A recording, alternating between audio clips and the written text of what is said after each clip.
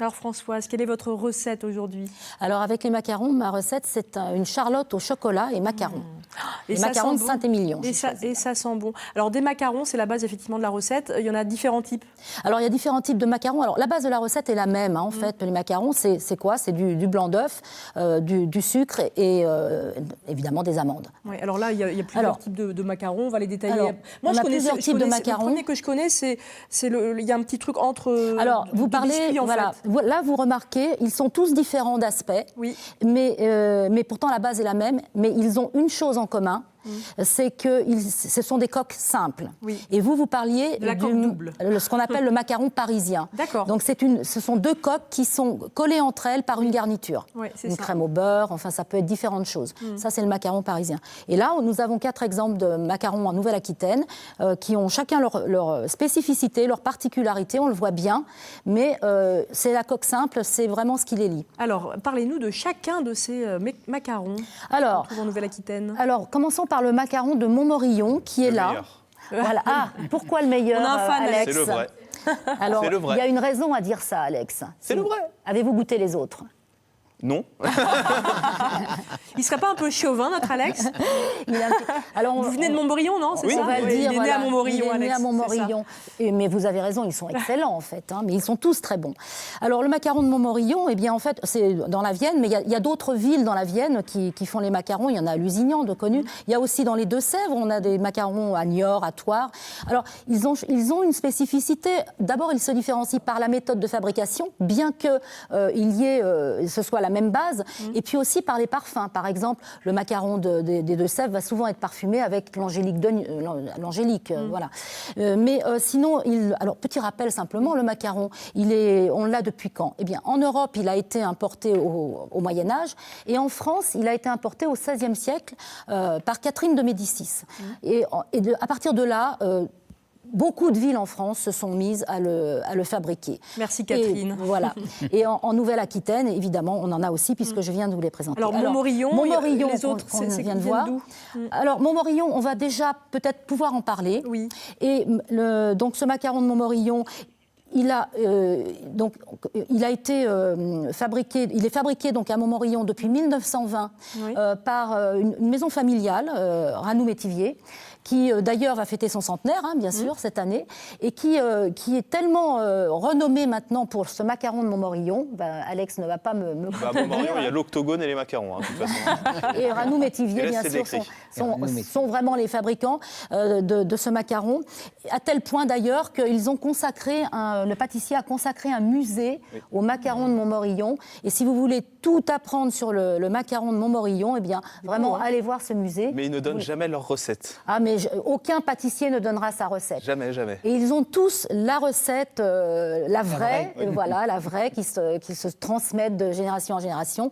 On sait que d'autres familles vont avoir aussi cette recette, mais il y a, alors, par exemple, plusieurs vérités dans le monde. Oui, on en a parlé, c'est bien. Je n'ai pas pu résister. Alors, cette maison Ranoux-Métivier, en plus, elle propose à ses clients tous les mois 2 parfums différents. Alors, en janvier, je vais vous dire ce que c'est. C'est pistache et pépites de chocolat et mandarine. Alors, je ne peux pas vous dire ce que ça sera en février, mais peut-être que vous allez pouvoir le découvrir, vous nous le direz, on sera... N'hésitez pas. Oui.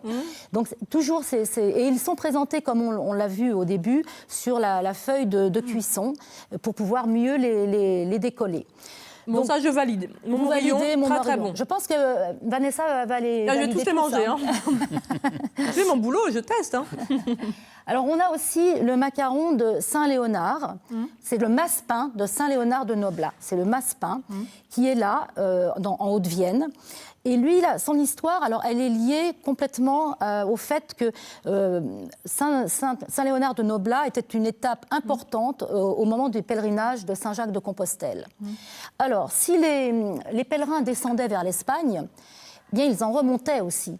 Et quand ils revenaient, Ils rapportaient avec eux d'Espagne le mazapan, qui est une spécialité espagnole faite avec des amandes, c'est de la pâte d'amande. Et ils rapportaient ça parce que ça se gardait longtemps, 1 à 2 mois. Donc ils avaient ça dans leur besace et ils pouvaient le consommer régulièrement. Ce qui fait que Saint-Léonard de Noblat s'est mis à fabriquer ce fameux massepain. Et puis, donc comme ça, les pèlerins l'avaient à l'aller comme au retour. Allez, je vous en laisse un peu. Alex et Marie-Michel. Non, Marie-Michel aime beaucoup. J'aime celui-là, je connais. Alex va goûter celui-là. Et comme il y en a 4, j'en aurai un aussi. Alors, oui, peut-être, si vous êtes sage. Alors, le macaron de Saint-Jean-de-Luz. Alors, je voulais aussi dire que pour le massepain de Saint-Léonard, en fait, c'est tombé dans l'oubli pendant longtemps. Ensuite, il y a eu un pâtissier qui, à la fin du 19e siècle, l'a remis au goût du jour. Et aujourd'hui, c'est la maison du massepain à Saint-Léonard qui fabrique ce macaron. Ensuite, on a effectivement le macaron de Saint-Jean-de-Luz qui est là. Alors, ce macaron, lui, son histoire, c'est lié à Louis XIV, parce que Louis XIV s'est marié à Saint-Jean-de-Luz avec l'infante d'Espagne, Marie-Thérèse d'Autriche, et il y avait un pâtissier, Adam, qui est toujours là d'ailleurs, mais pas le même, qui a